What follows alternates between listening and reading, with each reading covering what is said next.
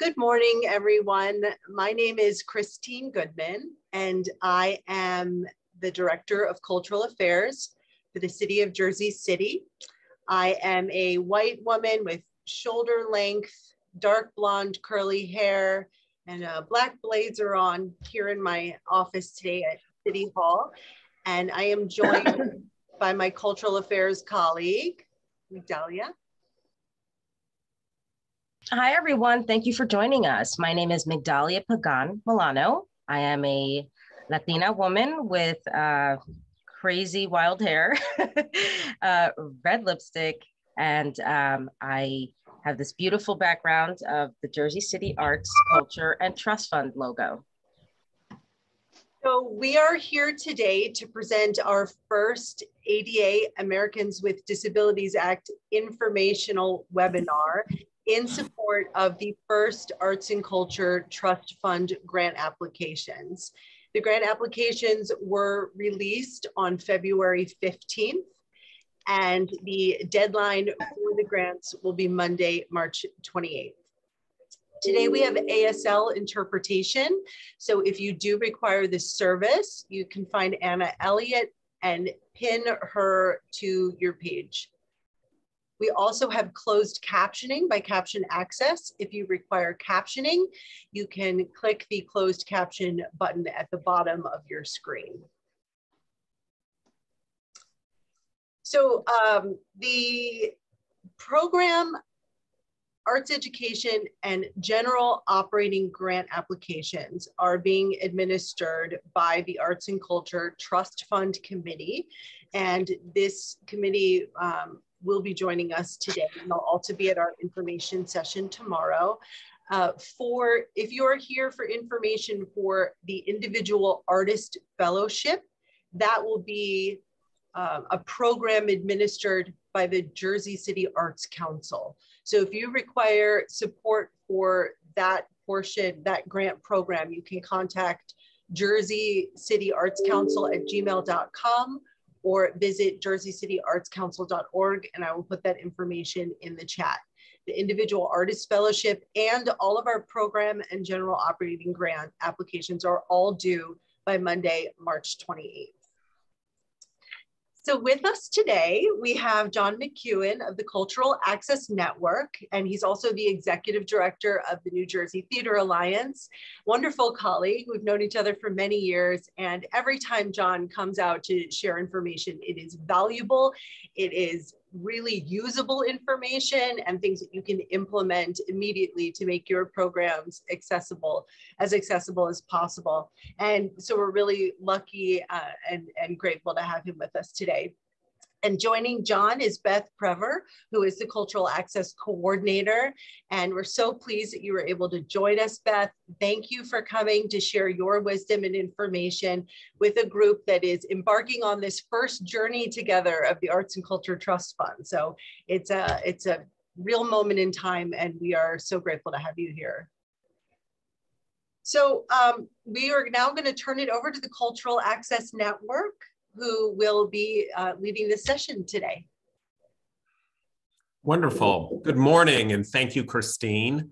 I'm John McEwen. I'm the Executive Director of the New Jersey Theater Alliance, and one of our initiatives is our Cultural Access Network project in partnership with our New Jersey State Council on the Arts.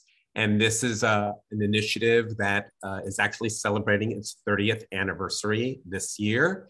And it's a program in partnership, as I mentioned, with the New Jersey State Council on the Arts to assist the state, not just theaters, but the entire state's cultural community as they make their programs, facilities, policies accessible and inclusive to all individuals, especially those with disabilities.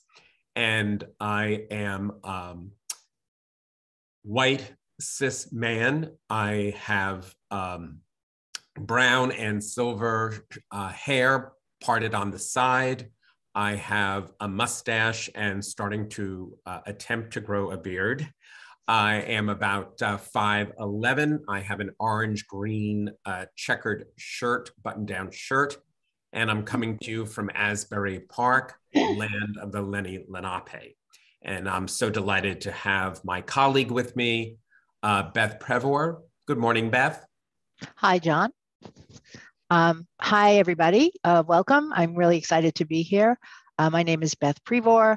I am the access coordinator for the New Jersey Theater Alliance, along with the fact that I run a small nonprofit, Hands-On, in New York City, and we do sign language interpreted theater. I am also a person with a disability. So a little visual description. I am a mature white woman with short gray hair. I'm sitting in my home office and I'm wearing a black sweater. Wonderful. So Beth and I are just delighted to be with all of you today. We want to make this session as participatory as possible. So we will stop periodically throughout the sessions just for some comments, questions. There is a moment within our presentation where we want to have a conversation with all of you about your own experiences, if you've had any with regards to providing accessible services and programs. Just also to let you know that today's session is being recorded, and as well as we will be providing today's PowerPoint with Christine so that she can share that with all of you and your other colleagues. So I am going to share my screen and begin our presentation.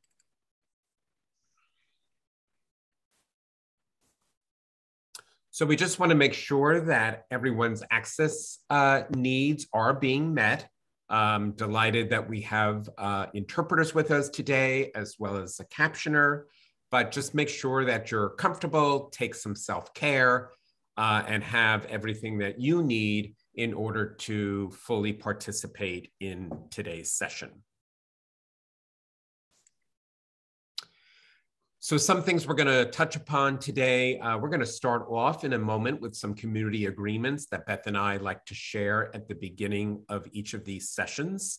We're going to talk about some facts and figures as it relates to the disability community, the importance of language, why this work needs to be an organizational priority and not just the responsibility of one person at an organization.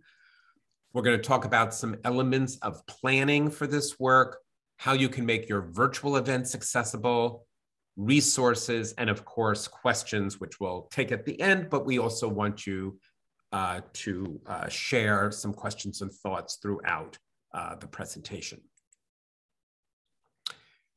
So just some community agreements that we'd like to share with you is that it's certainly fine to speak in rough draft.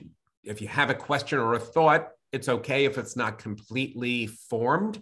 A lot of us just have something that's on our mind or an idea, and it's okay to speak in rough draft. This is a safe space, so what's said here stays here, but what's learned here can leave.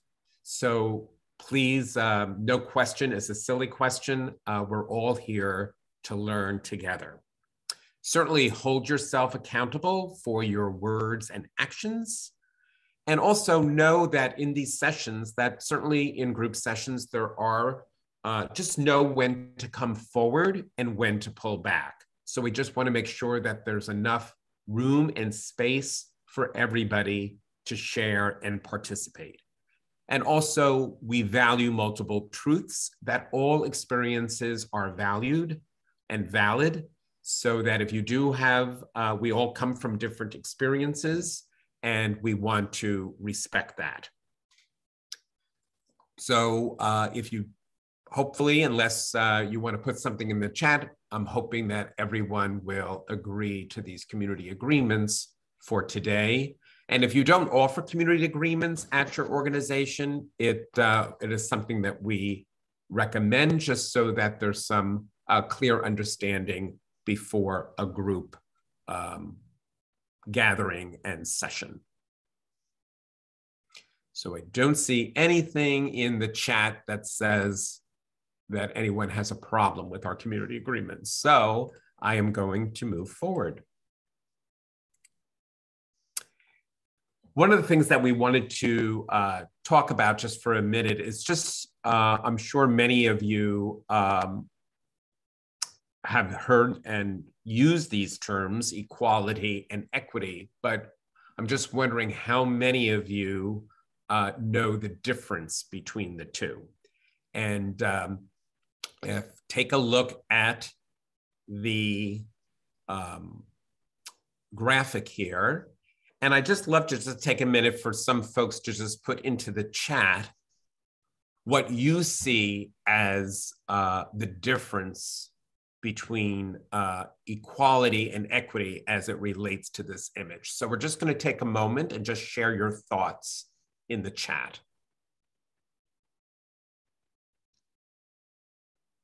And John, can I add something? This is Beth. Absolutely. The thing that at the start of a conversation like this, there's so many terms I think that we've been using just in this area of equity, diversity, inclusion, accessibility, accommodations, that I think, you know, taking a step back and really starting to talk about the words that we use and what they actually mean, I think is a good thing, because I think sometimes we use things interchangeably and they're not. And so I think that starting with equality and equity is a good way to kind of say they don't necessarily mean the same thing, even though I think we have a tendency to kind of use them interchangeably. So, I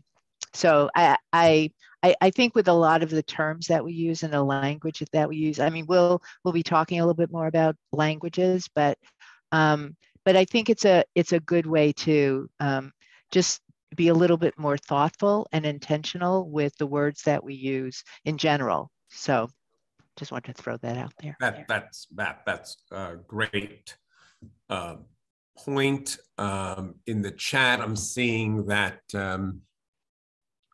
equity means that everyone gets what they need in order to participate. Great. Equality is providing the same tools, but equity is leveling the playing field. Very nice. Equality, everyone gets the same. Equity, everyone gets what they need in order to participate. And this is Beth.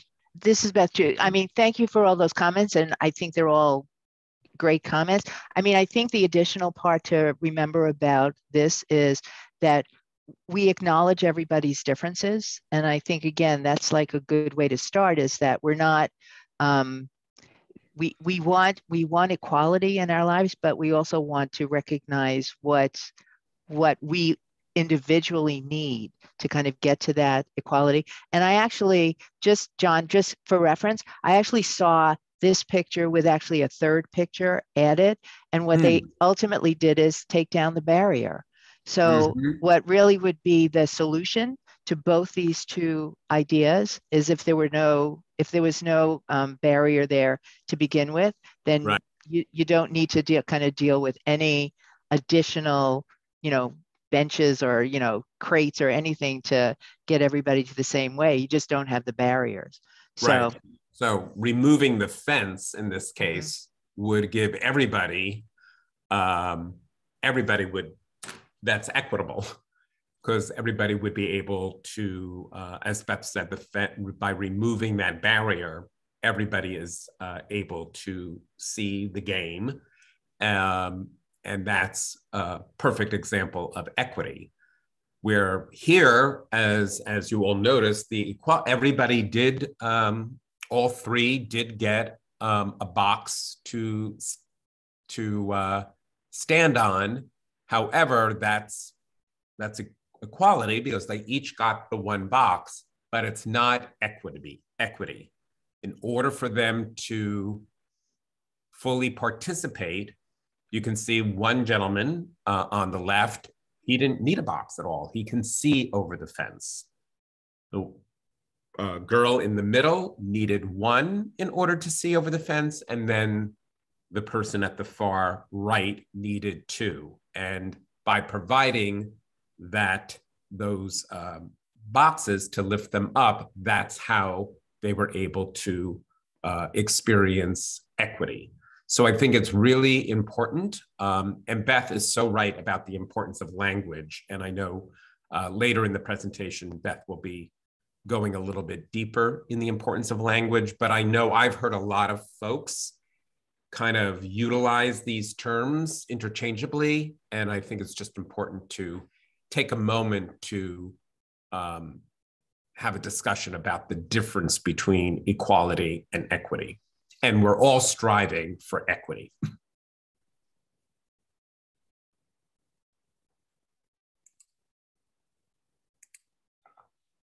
Okay, Beth, this is some information you're going to share on some statistics. Sure. And again, I think just kind of following up on what John was talking about, we want the issue of disability as part of these conversations about access and accommodations, because it's really important to remember who it is you're providing these services for. And I think that, you know, starting out with some statistics about how many people we're talking about is something that I think people recognize or have heard before. But I think starting conversations about who it is you're providing the service to is just really important to remember for everything that we're going to be talking about in the presentation. So in general, there's a lot of people out there. So there's a lot of people with disabilities that we're talking about, 1 in 4. So the number of people that we're talking about is a huge number of people. A lot of these statistics, you know, we don't need to go into detail. People with disabilities have a lot of discretionary funds out there. So we're talking about it, you know, an untapped audience for your services.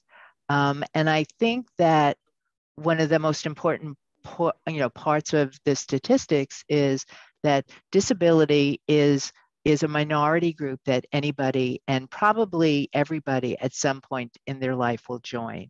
So it's something to consider that we are all potentially and probably part of this community. So looking at the services and how we think about disability from the start will be really an important component in, you know, our lives in now and or the future. So it really is something that we all need to be aware of and consider.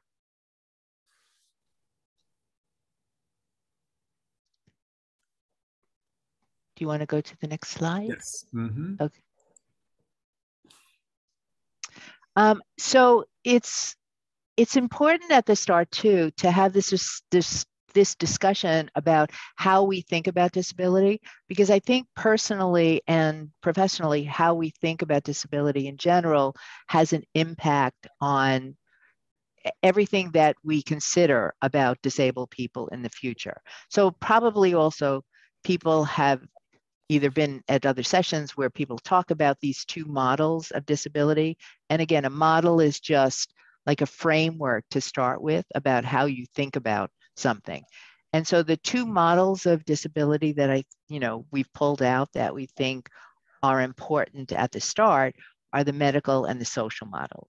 The medical being quite simply, you know, what you think it's going to mean in that is that I have a disability. It becomes my responsibility to kind of fix my disability to kind of for me to be able to fit into society. The onus is on me to fix it. Whereas, and an important component, the medical model was of course coined by non-disabled people. So it's been around for a very long time. It's how, unfortunately, a lot of, and most people still think about disability is through a medical model, whereas the social model of disability, which was coined by people with disabilities, really looks at the environment as being part of what creates the barriers that exist. So really, if I have a mobility disability and I can't do stairs, if there were no stairs, my disability, my impairment has no impact on my access to that environment. So it's a different way to think about it. It also kind of puts the onus on the environment and society to be a part of this consideration about whether people can access or get into someplace. I think also an important thing to think about is it doesn't take away my impairment. It's okay to talk about disability. I have an impairment. I have something that physically, is part of me, is part of my body, is part of my makeup. But what the barriers that exist are something that society has kind of put in front of me. So I guess I want to acknowledge that from the start, is that I have no problem with talking about disability. I have no problem with using the word disability. I think it's part of me. It's part of my identity. And again, it's when John talks about it, that it's a safe space and we want you to talk and ask questions. I think at the beginning, it's really important that sometimes I think there's a fear that people have about talking about disability, about using the word disability, about saying the wrong word, and we'll talk a little bit about language in a bit. But I think, as a society in general, if we don't start talking and asking questions, that in itself is a barrier. And so I'm really a strong proponent on people's ability to ask questions, whether you think they're silly or uncomfortable. I would much rather have somebody ask me a question and the response could be, I'm uncomfortable with answering that, or I don't want to answer that, or I do want to answer that. But I think until we all start feeling respectful of each other and having the ability to ask questions and talk to each other about these issues, it's going to be a hard way to change in the future. So I'm just kind of throwing that out there.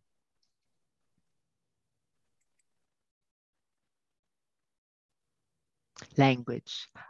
So I think, as John said, and as I've mentioned, a lot of language about disability has been coined and developed by people who are not disability.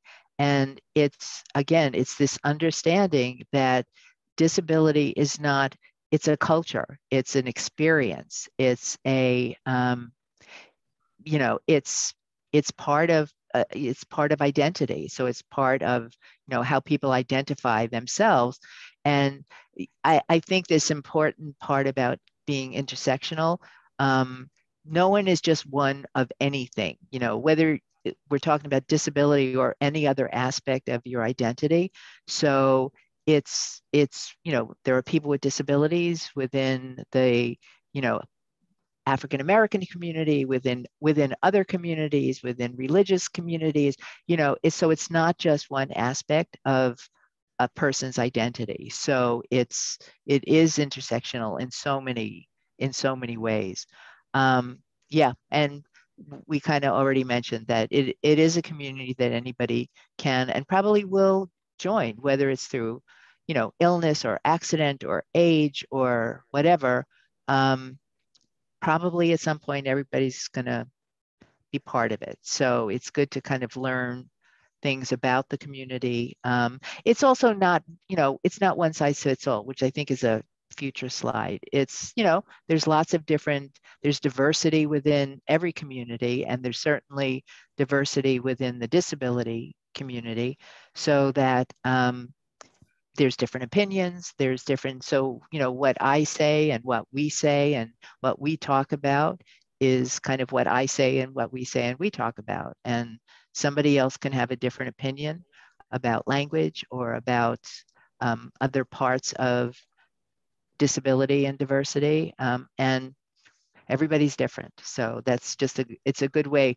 There's probably nothing that we can say is that this is what you do. These are just options about what we're offering, that language that you use, how you do it. It's not this is the only way to do it.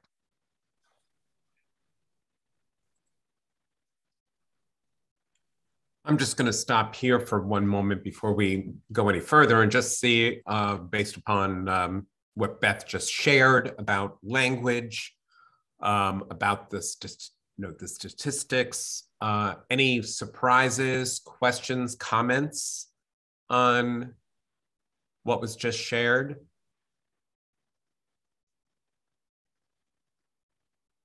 No? It's quiet. Yes. I think language is really important in always, but think about when you're putting together a press release, for example, and maybe letting folks know about access services that you offer. So how you refer to the community that you're looking to serve is really important in writing, in when you're verbally communicating with somebody. It's communication is really important, and your choice of words is really you really need to pay attention to that. I can give you an example that I just not that long ago, I did read a press release of an organization that I won't name, and they said that they are proud that they're now offering programs for the disabled. So they just kind of put everything in one cart. They didn't really go on and explain who they were offering. They just made this general comment. And it was really a little bit jarring to me. I think it's important if you are talking and referring to a community that you use certain, be aware of certain words. So for example, it is for those that have hearing loss and those that are deaf, they prefer hearing loss or deaf. They don't like the word impaired, hearing impaired, for example. And we'll go into a little bit about services for various communities a little bit later. But I really think the language is really essential. Even in a grant application, still use a lot of government terms. You still, there's a lot of government agencies, buildings that still use the word handicapped in the name of the building or of the organization.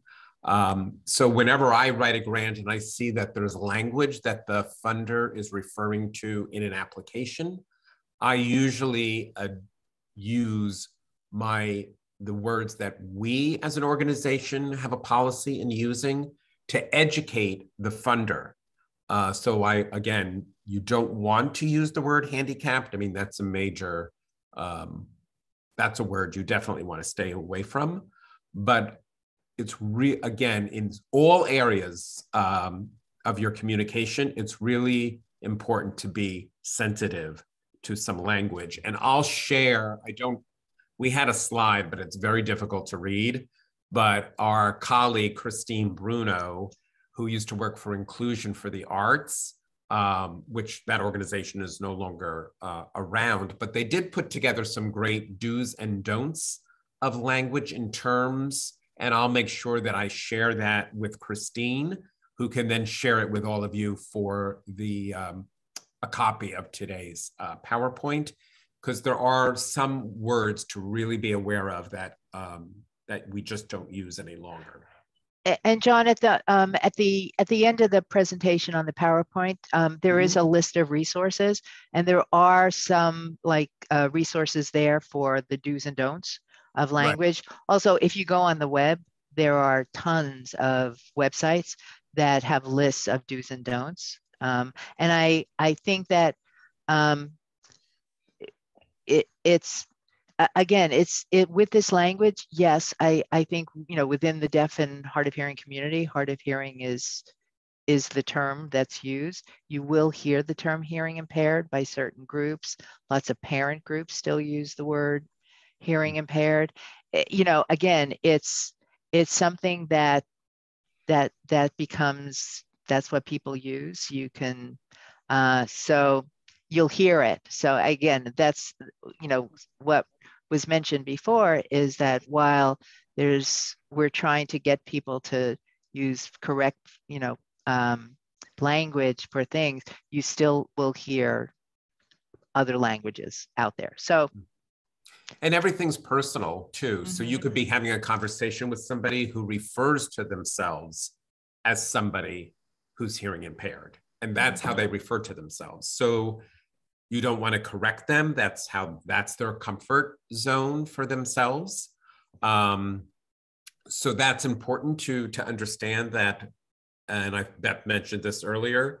We might have some policies about how we as an organization refer to certain individuals. But when you're dealing and communicating with somebody, you want to, of course, follow their lead on what makes them comfortable when they introduce or do self-identity. You don't want to correct them. But if the language, it's very, very fluid. It has changed and continues to change. And it's just important to be aware of that.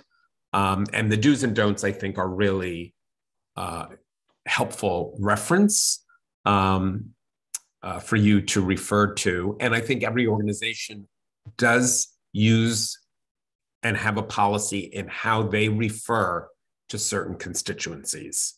So I think that's also important for your organization, for everyone to know when you communicate in all areas, what terminology is your organization going to be using on your website, in press releases, when you're speaking.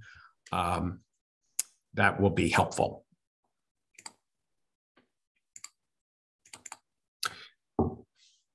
So it's important that this work, and I know many of you here today, you're all different sizes of organizations. You have different colleagues that work with you. Many of you might have a large number of volunteers that work with your organization. Beth and I just want to stress that this is not one person's responsibility at an organization, that this work really needs to be a priority of everyone that's involved at your organization, from your board of directors, where they set policy and pass they pass budgets and let you guide you in terms of the financial resources that an organization has, all of your artistic staff, those, whether it's directors, curators, program officers, all of your, if you're a theater, anyone that does the programming, the casting, management, marketing, people who raise the funds, people who work the front of house, box office. If you're working a facility and you have a security, individuals that are working security, even they are need to be a part of this. There's always one individual that's going to keep the work moving forward at an organization, but it's important that the work is shared. And I'm grateful. It's great that Christine is going to be sharing this with all of you. PowerPoint will be a great reference for each of you, but it's also something hopefully that you can share and go through with the colleagues that you work with at your organization, because everyone should be a part of this work and this planning. Beth, anything you wanted to add here? Yeah, the only thing that I want to add is that what we're trying to kind of stress, I think, with all these conversations about inclusion is that the goal is to really make systemic changes in your organization, so that we're not just looking at a program or one department or any one aspect of the organization, but really looking at the organizational system as a whole. And you know, that's a big task, and it's certainly not going to happen overnight for any organization to do any of this work. But if we can kind of stress that we're trying to get organizations to kind of change their thinking about disability and access and inclusion and, you know, all these terms that we're using, and to look at our organizations, you know, the goal is that it doesn't become something that we have to talk about kind of independent and separate from the organization as a whole, that it becomes part of the system of the organization and the culture of the organization rather than an aspect of it. So like I said, I think that for organizations that are starting out or smaller, it's just a different way of thinking about it from the start. And I think thinking about it from the start rather than as an add-on is another aspect of these conversations that we're trying to stress as well, is that we don't want you to think about it at the end. We want people to start thinking about it at the start. So that's great.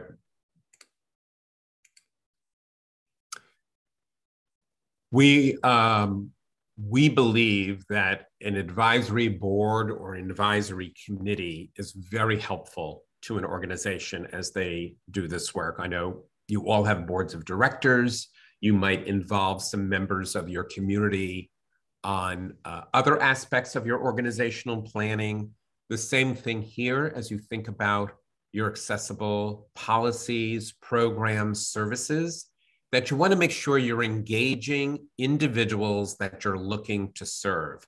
Many organizations have great intentions, but don't always engage and involve the individuals that they're looking to serve.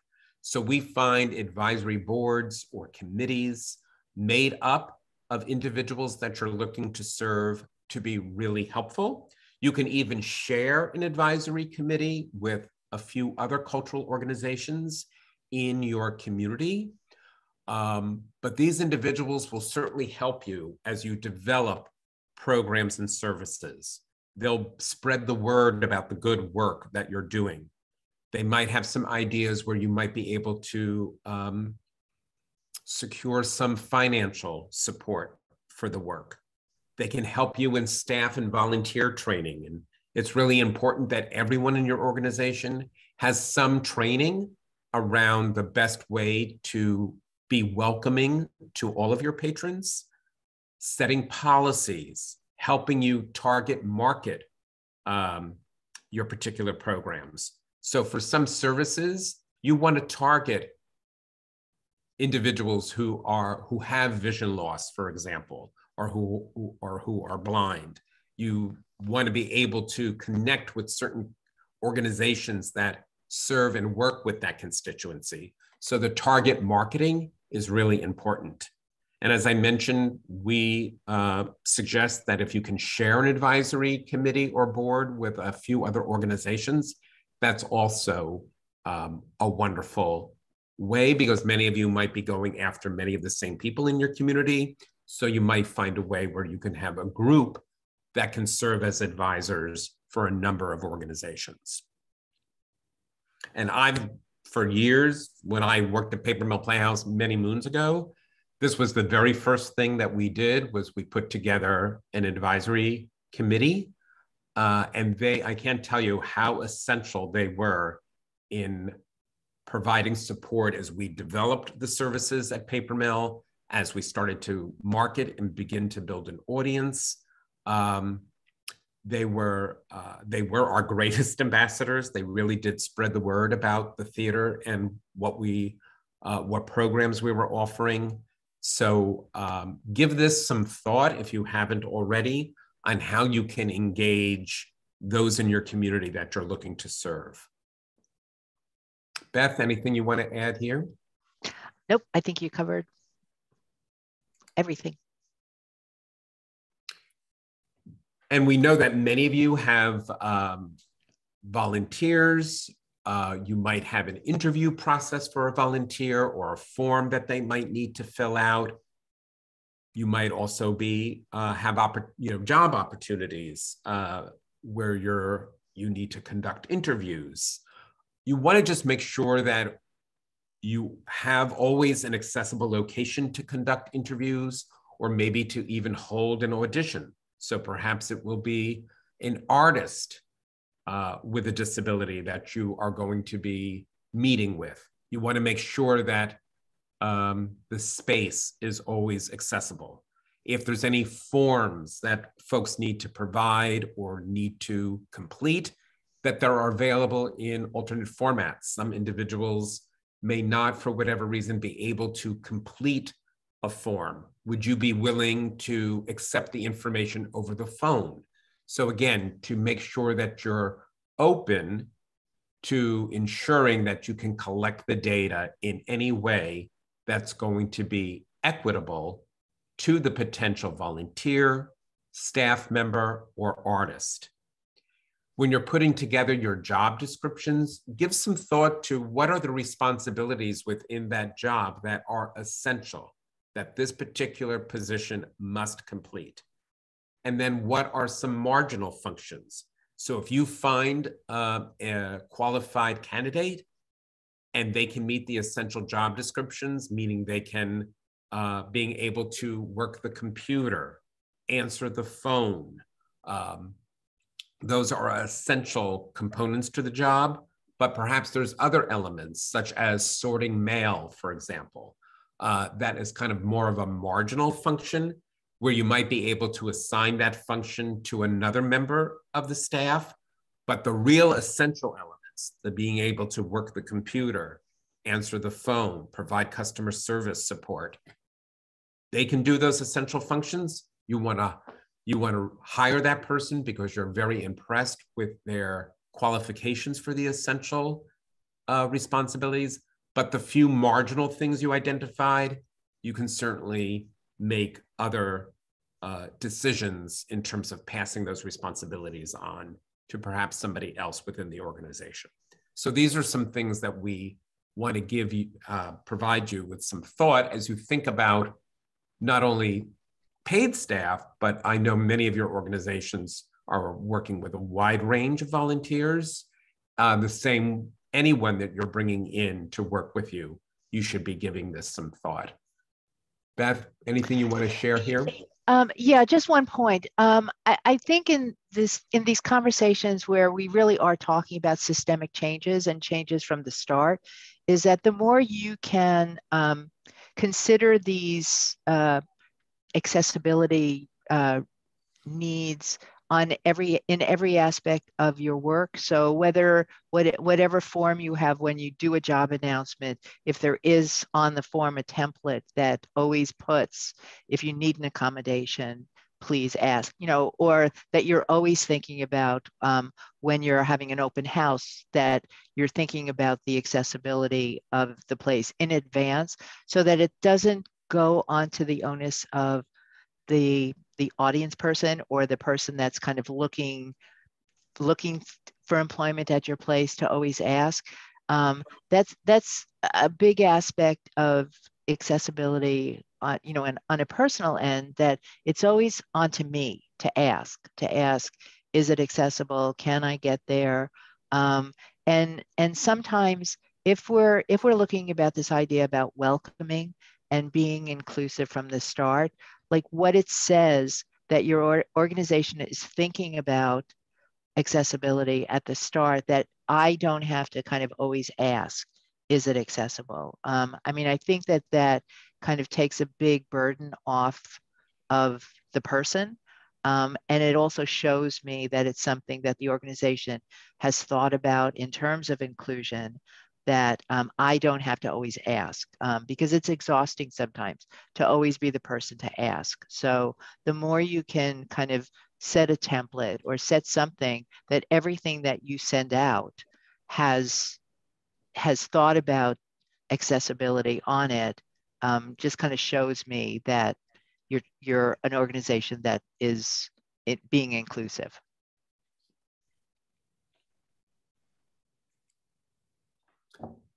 I think as Beth mentioned earlier, we certainly understand that all of this work, we're all on a journey, even for organizations that have been doing this work for many years, are still on a journey. It's a process, but we believe that in order for any organization to keep this front and center, that you do need to plan. You all, I'm sure, have some kind of overall organizational plan. Maybe it's a 1-year plan, a 3-year plan. Planning is important for any element of an organization. It also is important not only for you currently who are working at the organization, but it's also great to have documents for anyone new coming into the organization so that they have an understanding of what your organization's roadmap is, what your organization's roadmap is for the organization at large. But then there's probably certain initiatives within your organization that you want to achieve, and having a plan for those initiatives, like an inclusion and equity planning, having some kind of roadmap document will be helpful for everyone now and in the future. As we mentioned, we want everyone to be part of the planning process, so it does need to be an organizational priority. And you definitely want to involve people in different areas. Make sure anyone that is involved and responsible for marketing, fundraising, dealing with the patrons, the front of house, whoever answers the phone and takes information from the public. Anyone that's responsible for putting together the programming. Everybody needs to be involved in this work. And certainly if you put together an advisory board or committee, they can be extremely helpful in helping you with the plan, reading over your plan and giving you feedback. So utilize them. You do need to dedicate some financial resources to this work. There are some things where some finances are going to be required. There are many things to move and be more inclusive and equitable that don't require resources or require very little. But there are certain elements that do require some resources, and we'll talk about those in a little bit.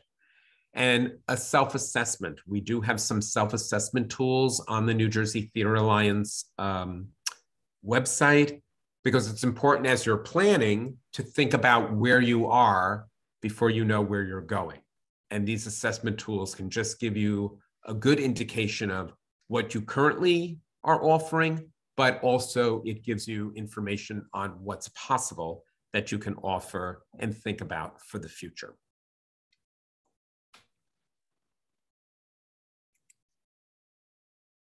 So elements in your equity and inclusion plan would be certain policies and procedures, and we'll talk about what those are in a moment. Grievance procedures. So if a patron has a grievance, what are the steps that you're going to take to try to resolve that grievance? And having that and having everyone in the organization understand that. Of course, any grievance, you want to try to take care of it at the moment that the grievance is made, but perhaps it's more in depth and requires some more conversation on the organization's part, and to get back to the individual making the complaint in a timely fashion. And we have examples of grievance procedures on our website. What steps are going to take in the employment area? This is not only for your paid staff, but also, as we mentioned earlier, volunteers and your artists that you're working with. The program services, all the programming that you are offering, what steps are going to be taking to make the programs more equitable and inclusive? How are you going to promote the programs and the services that you're offering? That's a really important. We can offer a lot of services, but if we're not informing the public that we're offering them, then it really defeats the purpose of having the service available at all. And then facilities, whether you own a facility or you rent a facility, you need to know what, where the barriers might be, and also what steps you can take to remove those barriers. And in each of these areas, like perhaps with your organizational plan that you might have, each area you would identify a particular goal. What steps are you going to take to meet that goal? Who's going to be responsible at your organization? Does it require any financial resources? And when are you looking to have that action step accomplished? And again, what's wonderful about a plan is it's just that. It's giving you a roadmap over a period of time Doesn't mean, as Beth said earlier, we know none of this happens overnight. You have to do it in steps, but we believe having a plan really does give you that roadmap that you can follow, that you can assess your progress. And it's helpful for all of you now at your organization. And it's also helpful for anyone new coming into your organization. And in terms of what's readily achievable, we believe that a board-approved policy statement that indicates that your organization is committed to making its programs and services accessible is important. We have examples on our site. You can putting this on your website, in your press releases. It really indicates to an individual reading that statement that you have a sense, an understanding that you're open. So if I have a need, I feel comfortable inquiring with your organization about a need that I have. So my experience at your organization can be one that's inclusive and equitable.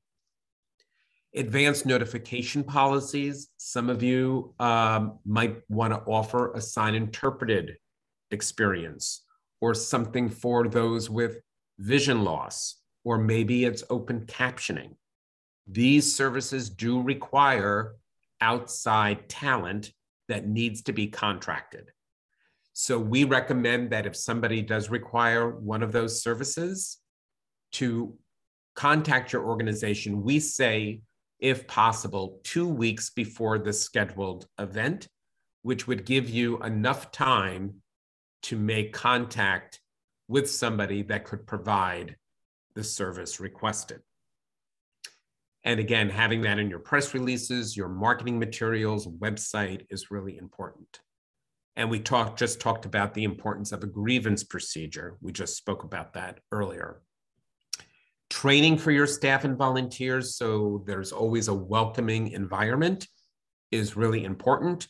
We know that there's a lot of turnover at organizations, so we recommend that this is done once or twice a year. You can reach out to the Cultural Access Network project, or many, and I believe Hudson County has an office that serves people with disabilities. That office does offer training for organizations. So it's a wonderful way to be able to have your staff and volunteers ask questions and to also hear from individuals with disabilities their experiences in participating in cultural activities and other community events, and what makes a welcoming experience for them. Assigning an inclusion coordinator, as we mentioned, one person at the organization is usually, you do need one person that can kind of keep this work front and center. Doesn't mean that they're doing everything, but being able to identify who that one person is to ensure that this work is moving forward. Access symbols, I think you've all seen. We had some on the first slide of our screen this morning. Utilizing access symbols is really important because it indicates to somebody that there might be something there for them, or they might know of somebody that could benefit from one of those services. So utilizing those on your website, in your marketing materials is important. And again, putting together some kind of advisory committee that for your group or that you can share with others in your community is also important. So these are all steps towards moving towards a more equitable and inclusive organization. And these don't cost, there's no specific financial commitment here. There's time, certainly, but this is definitely, these are big steps in terms of moving towards a more equitable organization. Beth, anything you wanted to add here? Just that in terms of sensitivity training, I think John mentioned it a little. Having it done by a disabled person is the best way to kind of offer sensitivity training, and to have like your staff and others be exposed to people with disabilities. I think that that's a great way to do it. And this idea of assigning an inclusion coordinator, it's not only for, I think, internally in organizations, but I think as, in terms of patrons or people wanting to contact your organization, knowing that the person that you're talking to is educated and knows what they're talking about. I mean, the worst thing that can happen is, asking somebody, is something accessible, and being told, well, it is, and then getting there and finding out that there's a little step, but it could be a mountain, or it could be fine. So just making sure that the person that you're talking to, people trust. And I think that the issue of trust is really important. And so assigning a coordinator, or whatever kind of terminology you use in your organization, it's a person that I know that if I was contacting your organization, the person I'm talking to knows what I'm talking about when I talk about access. So just wanted to add that. Great.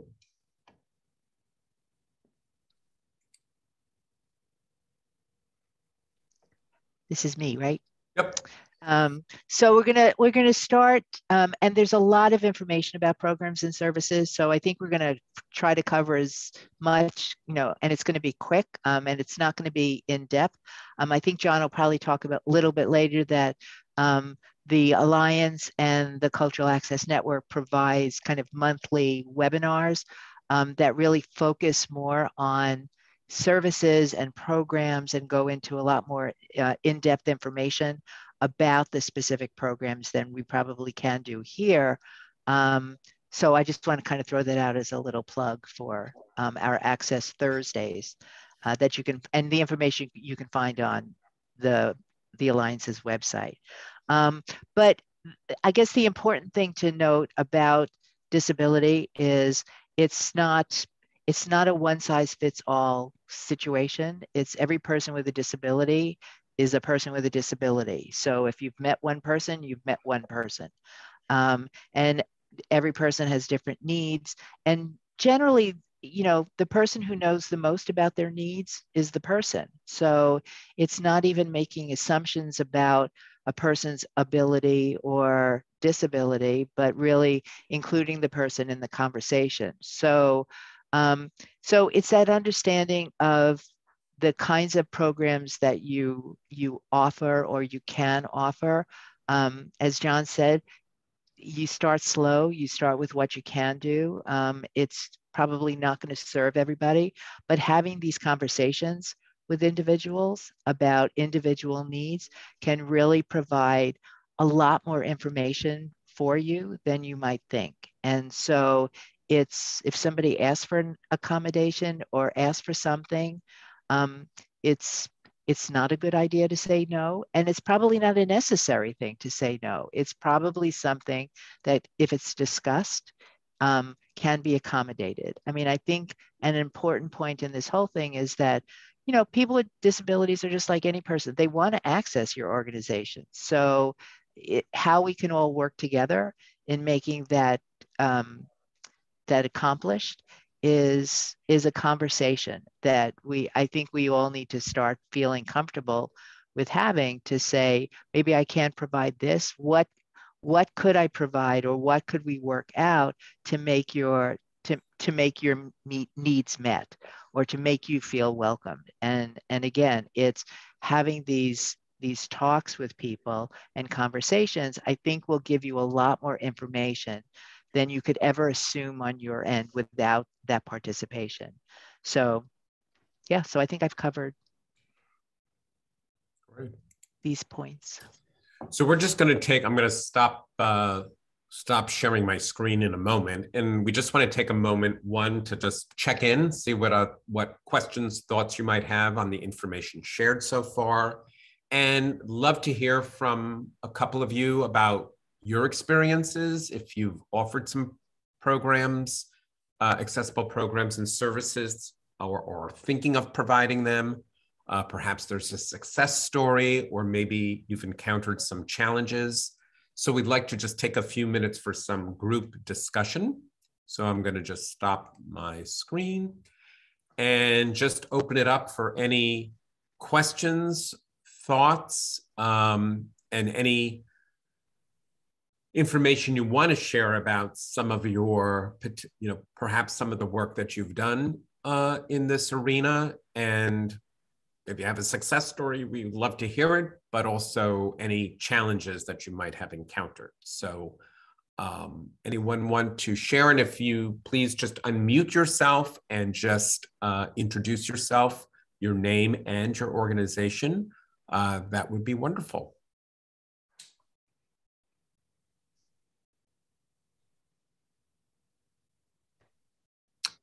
Anyone? Because I know you're all thinking certainly about the Cultural Trust Fund application. And there is a large ADA component to this grant. As I understand from Christine, it is 20% in terms of the scoring of the grant. It's 20% of the rating is reserved for the access component. So this would be, I think, a great time just to check in and see what's on your minds. So anyone? Hi, Robinson Holloway with Art Fair 14C. We have an art fair, and we are a visual arts nonprofit. We also have within our programming a residency program, a 6-month residency program for an artist with a disability. We started that in 2021, and Danielle Scott was our first resident, and it was a huge success. Despite COVID, she was able to produce a really large body of work during those 6 months and show it in 2 places so far. It's still traveling and will be seen in many parts of this country. So we're very proud of that, and the work she did, and the room we were able to give her, and the launch pad we were able to give her. Specifically about the Arts Trust, we've been working on the application, and although we have this specific program for an artist with a disability, we have other programs too that we were actually planning to target for the grant funding. So I just wonder, the fact that we, are going to be applying for funding for another program, I don't want to ignore this residency, but that's not specifically what we're going for. And I guess the question is, our other programming is, is non-discriminatory, has complete access, has diverse artists participating, but is not specifically geared towards artists with disabilities. I just wonder, will that matter in terms of points? And I don't know that, John, this is your question to answer. That's my question.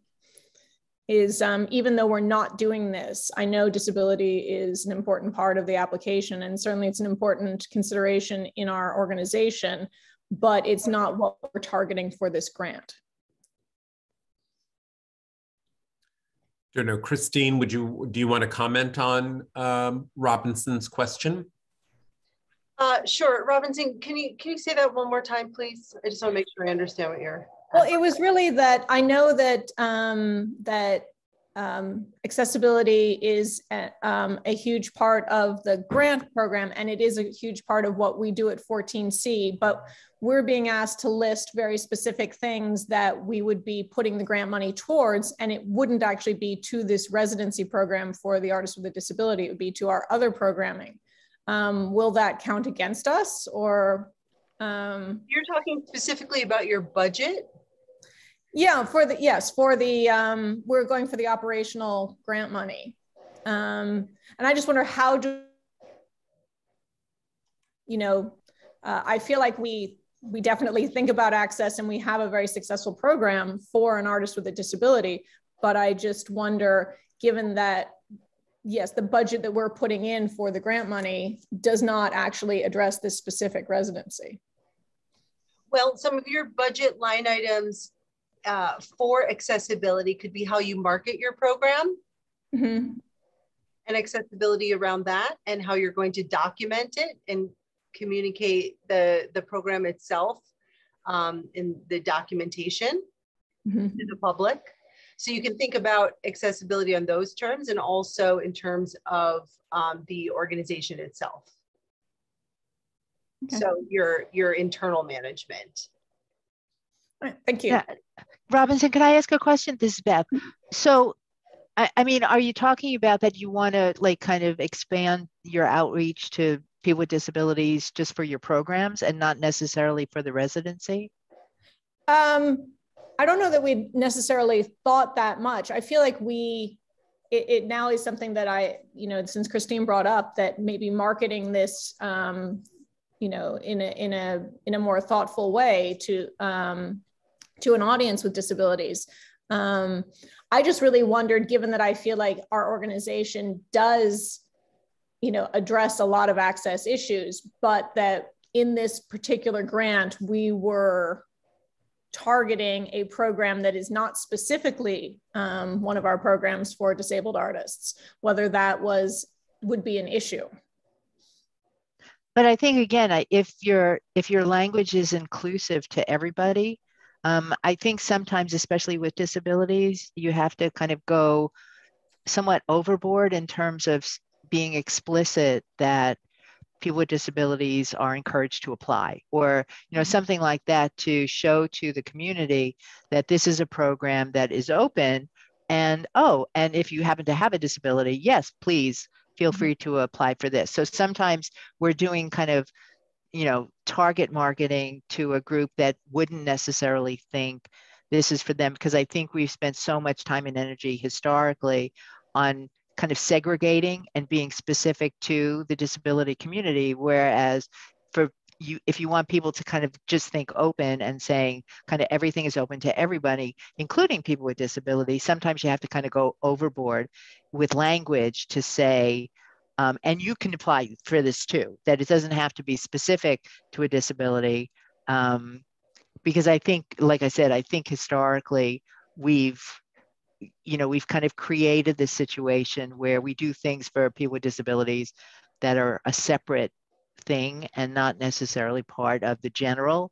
And it's just a mindset. And I think, again, it's a way of being welcoming to people who might not think this is something for them, but we're thinking about you in our application. So please join us. Right. Because if inclusion is a core value of your organization, then you want to think about that for all elements, whether it's a call for artists, perhaps you might have a job opportunity that's available.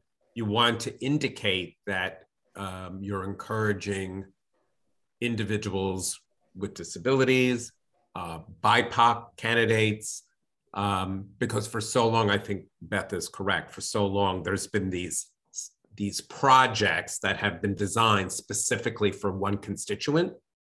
But then when there's just your general operation and opportunities, they don't always feel that they may or may not be included. So right. I think if we all are striving to be more inclusive, and if that is a core value, then you need to think about that in every element of your program. And your policies. It's not just a one-time project or a one-time incident. It needs to be organically within every element of your organization. Yeah, thank you. I don't think we had explicitly thought about like going that extra step, just because of the nature of artists. We get people with disabilities, we get people of all diversities. So we haven't actually felt a need to specifically target. So I think this is really good that you're right. We should just have that language there. Yeah, I think we're not at a society place yet where I think everybody thinks everything is for everybody. So I think it's just a good way to kind of show people, oh, wow, they're really thinking about me as well as, you know, so yeah, I think that's a great way to start. Before we move on, any other comments? Anybody else? Question? Yes. Go Go ahead, Maureen. Maureen. Oh, okay. Yeah, I have a question. Does Cultural Affairs have a list of services that one can contract with? And could you give us some idea of the cost of contracting, say, a sign interpreter? So we do have some things available on the Cultural Access Network component of our website.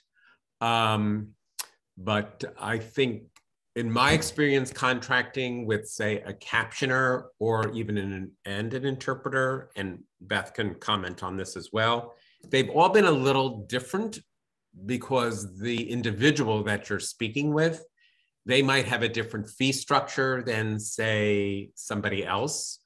So there's a range. So I can tell you for an open captioning,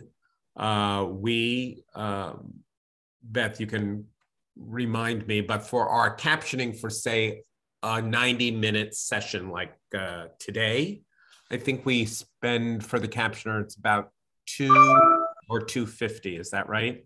I think so. So you get the invoices. I never see the invoices. Yeah, I think it's I think it's $250 for a 90-minute captioning experience. If you're going to hire them for, say, a workshop, you might need the captioner for half of a day. It might be in that, I know sometimes they might require, if there's travel, they might just say, well, we need to pay this person for a minimum of 3 hours. We just are experiencing this for a workshop that we're going to be doing, and it's a minimum of 3 hours. So we've decided we're probably going to use them for the full day.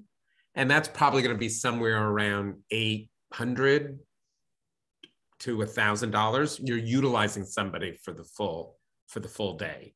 So there are organizations that you can work with. We work with an organization called Total Caption, and they can work with you on what their particular rates are. You might reach out to another captioner and they might have slightly different rates. So it's, that's my experience with captioning. Beth can certainly speak to interpreters and a range of fees. Beth, you want to comment on the interpreters? Well, actually, so you might be, I guess, get a list from Christine about how she contracted the interpreters for this session so that we don't put the interpreters on the spot right now as they're working. But, there's agencies that you can go through, which will kind of, add a fee on for the interpreters. You can go directly to an interpreter. I'm less aware of like what interpreters in New Jersey charge versus I work predominantly in New York City, so I know what fees are for interpreters. It's really, it's a hard question to ask. To just give you a figure is going to be based on what this interpreter charges. As you can see, there's 2 interpreters for this session. So generally anything more than a half hour, you need to hire 2 interpreters at least. There's interpreters that do meetings versus interpreters that do theater opportunities. So a lot of it also depends on the nature of the job. So it's always really hard to say, here's a list or here's a fee structure. There are fees. So I'm not sure that helps. Right. Well, I guess, I don't know how many of the organizations represented here are all volunteer, but we're all volunteer. Mm-hmm. And so what you're suggesting is we need to do a deep dive into an area that we're quite willing we want to be good in, but it really involves a lot of work from, volunteers. Mm-hmm. And so the other question I had was about the advisory board, which I think is a wonderful thing, especially if, as you suggest, you could share advisors with other organizations who are all trying to do better in this area of inclusion and equity. But here's the problem. I don't know if you've encountered it. We deal with a lot of people who are, objectively speaking, disabled. but they've never talked to us about being disabled. We sort of accommodate them in an informal way. Mm-hmm. I don't know if you know what so even though we have people interested in our work and who help us in various ways, who appear to have some disabilities, it would be quite embarrassing to approach them. Right. To be an advisor, say. Right. So one thing I know, years ago when I put together the advisory board at Paper Mill, I put, I think it was back then in our newsletter of the organization, I did let folks know that we were putting together an advisory board, and I explained the reason. And for those that were interested to contact the theater. Mm-hmm. And that's how we got the word out. Okay. And then also when one person called and we had a conversation, they always knew at least another person, a friend or a colleague that they thought of would also might want to be interested in serving on the committee. And that's sort of how it started to grow. Mm-hmm. But certainly putting something out there that you're the folks that are associated with your organization, just letting them know that you're looking to put this together, and let folks know that this is something your organization's committed to, that you want to work with, but you would love to have the engagement of your community to help you with this. I'm sure you'll get a couple of phone calls, especially if there are some people with disabilities that are coming and engaging in your work. And then with conversation, always, you can always ask and just say, thank you for your interest. Do you know of anybody else that might be interested in joining you? And a lot of them, I'm sure will say, I'm not sure, or they'll come up with a few names. Okay, thank you. That's very helpful. It now that you've said it, it's obvious, but it was not obvious. Sure. Thank you. Yeah. And I think also if people are just respectful of each other, it's, mm-hmm. I think sometimes it's okay to ask a question that, if you're respectful to the person, if the person doesn't want to answer, like I said, that's their prerogative. But mm-hmm. it's having these conversations and saying, can I ask you a question? And if they want to answer, great. If not, then that's their choice. But it's kind of opening up these conversations. And, as John said, I think going out and kind of, surveying your community and who has, we talk about 1 in 4 people have a disability. There's people with disability somewhere in your systems. Yes. So they're out there, and just kind of asking for people to come to you and say, we're looking for advisors, or we're looking for assistance, or we're looking for people to participate. If you do have a disability, is a great way to start. Mm-hmm. Thank you. Hi, this is Courtney from Art House. I have a question I think mostly for Christine. Art House has a 3-year ADA plan for the State Council on the Arts grant. And our current ADA plan goes through the end of 2022, which is the year that we're in now. Can we submit that plan as part of this grant, or do we need to extend our ADA plan now so that it goes through the end of the granting period for this particular Arts Fund grant? Sure, you can certainly submit what you have. It is good to have an updated plan anyway, so I'd always recommend that you do extend through the current and the future programming year through, what was that, June? We're on the regular fiscal year, so like ours goes through December of this year because we don't do mid-year fiscal year. Well, that's fine to submit what you have. If you do have time to extend your plan for the next year, that's great. But anything that has been formally created by your organization and adopted by your board is helpful to see. Okay, great. Thank you. That's a really good point that Christine just made when we were talking about planning, is that you want what the plan that you developed, you want it adopted by your board. So just like you probably have perhaps some organizational plans, same thing for a plan for ADA, you want to have that adopted by the board. Again, because they are the governing body for your organization. Again, it indicates that this is an organizational priority. It's not just the plan of one person or one department at your organization. So it's essential that your board is definitely engaged in this work, and that any planning policies around this work are adopted by the board, by your board of directors.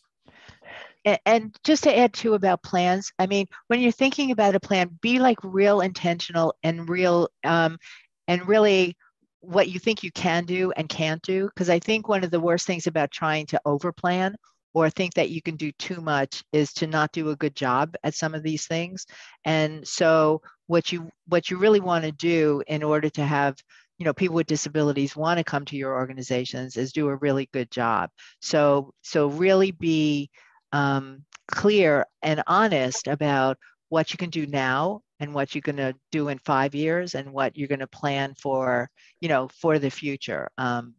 So yeah, so really be intentional and honest about what you can do. Mm-hmm. Christine, just remind me, do we have till 12:30 or did we have to 1:45? 12:30. 12:30. Oh. Okay, so we're at because I thought I saw the Zoom go to 12:45. So I'm going to just go back to the PowerPoint real quick, and we will just go through this very quickly. As Beth mentioned, the Cultural Access Network project does offer monthly roundtables where we do very deep dives into various programming and services.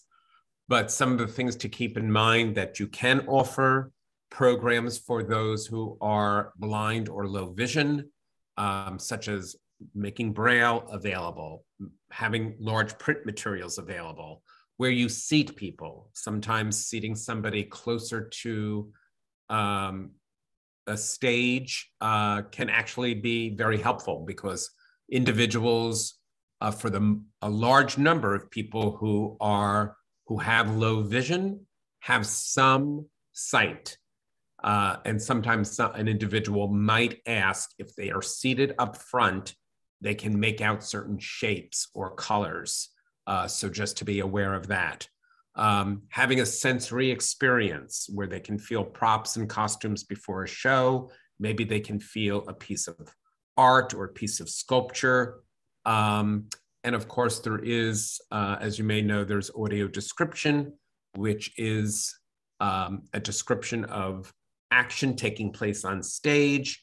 Perhaps it's a docent tour at a museum where various pieces of art are described. So these are some services that you can provide those who are blind and low vision. Beth, you want to talk a little bit about quickly some potential services? So just in terms of sign language interpreting, we actually are going to do a presentation on next Thursday on March 3rd, which is all about interpreting in theater and the arts. So I don't want to go too much in this. What I do want to say, like in the short time, for any of these programs that we're talking about, and you'll get the PowerPoint so you can kind of see a variety of different programs you can offer. None of these programs exist in a vacuum. And so the most important part of any of the things that you're doing in terms of reaching the communities that you want to reach is this marketing aspect of all these services. A lot of the services that we're talking about cost money. And so the amount of time and effort that you put in to get an audience to take advantage of these services is really important. just because you have an interpreter doesn't mean anybody is going to show up. So it's just really important that that the marketing and letting the community know about the services that you're providing have to work together. One is not more important or can stand alone with the other. So it's just really important that whatever kind of services you're thinking about, and again, start small, start with what you can do, and start with what you can do well, because what you don't want to do is a bad job at the beginning and then have people not want to come back. So be thoughtful and intentional about the programs that you do offer, and really work with the communities and reach out and find out if the community is interested in these programs, or be intentional about the program that you want to offer to the communities if this is going to be something of interest. So I know I haven't gone into detail about how to do an interpreted performance, but I think it's much more important really to just have this general idea about any of the programs that you're offering have to work in relation to the marketing and the reaching out to the programs. And I just can't stress that enough, because what you don't want to do is offer a program for nobody. They're costly, they're time, they take time. You're using resources from the community for your program. So you really want to make sure that there are people who are going to take advantage of it. And come next Thursday and I'll go in depth about how you do interpreted theater. Is that a good plug? Mm-hmm. There's also services that you can provide for those on the autism spectrum and with other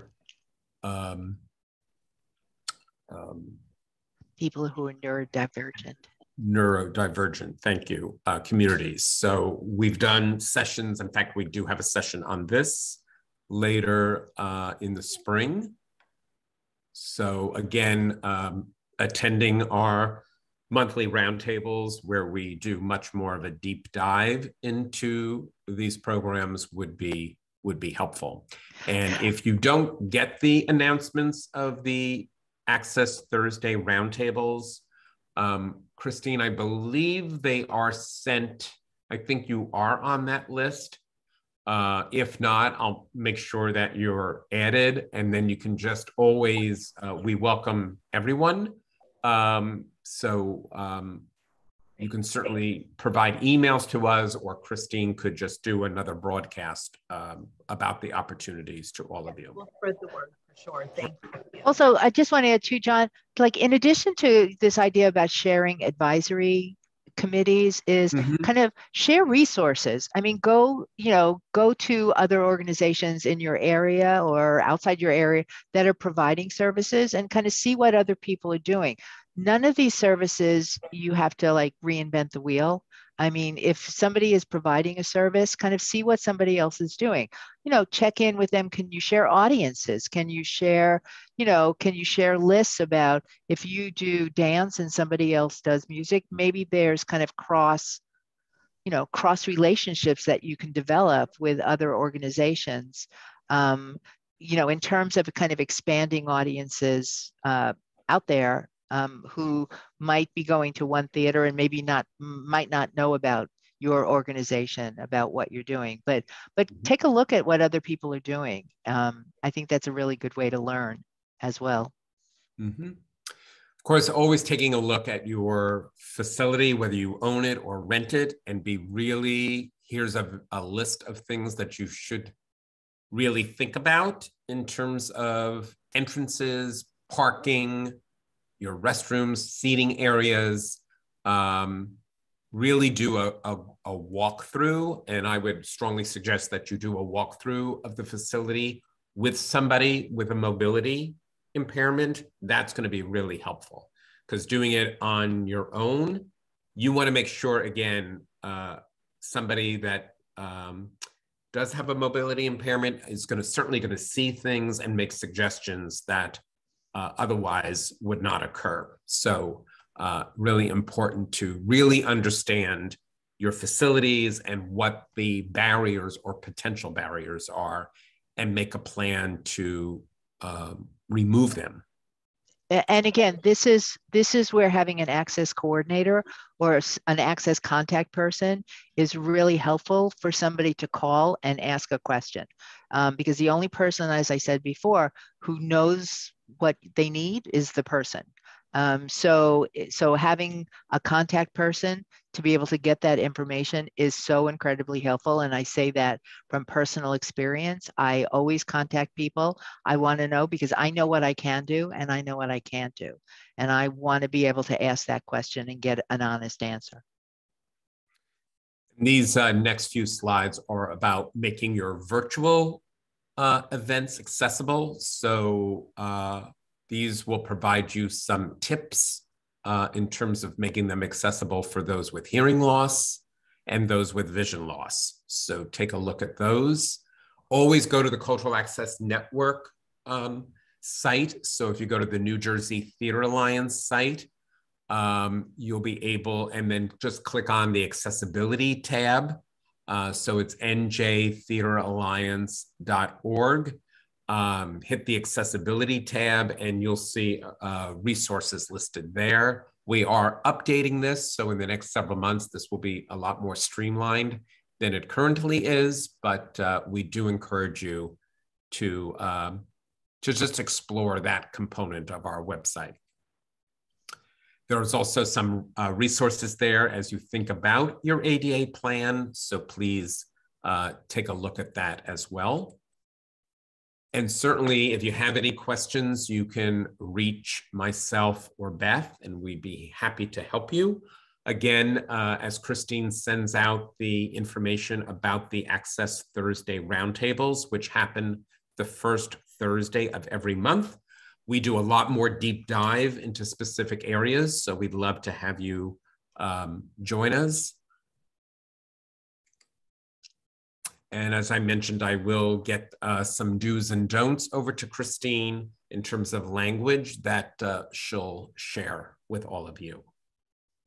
So we are just a couple of minutes over the 12:30. Again, certainly any questions, happy to answer them now, or certainly, as I said, drop Beth or I an email and we'd be happy to help you. Thank you so much, John. Thank you so much, Beth. We really appreciate having you here and walking all of our organizations and artists through how to make programs and organizations as accessible as possible. I will certainly follow up with the slides and with the information on the future roundtables. And Migdalia, in the meantime, has also posted information. I believe that is on our open office hours. Tomorrow we have a How to Apply webinar at 11 a.m. This session has been recorded and we'll make sure that is available. If anyone else in your organizations would like to view this video, we definitely encourage it. And we will also have open office hours, 2 sessions where you can come by City Hall or join a virtual chat as you're completing the application. And as different questions come up, please feel free to reach out. We're here to be a resource. We're here to answer questions. We're all on this first-year journey together, and we want to make sure that your proposals are as successful as possible. So please join us for all these information sessions. And again, thank you so much to the Cultural Access Network. You're such a gem for New Jersey and for all of us doing arts programming for the state. We do really appreciate your time. And we just want to also thank the interpreter and the captioner for their work. Yes, thank you. Yes, both of our interpreters working hard. Thank you so much, Lenore and Anna. And thank you to our closed captioner, Sarah. We do appreciate it. And thank you and have a wonderful weekend. Stay warm. And you can always reach out to us at culturalaffairs@jcnj.org. Thank you, Christine. Thank you all. Great being with you all. Thank you. Have a great weekend. Bye-bye. Bye-bye.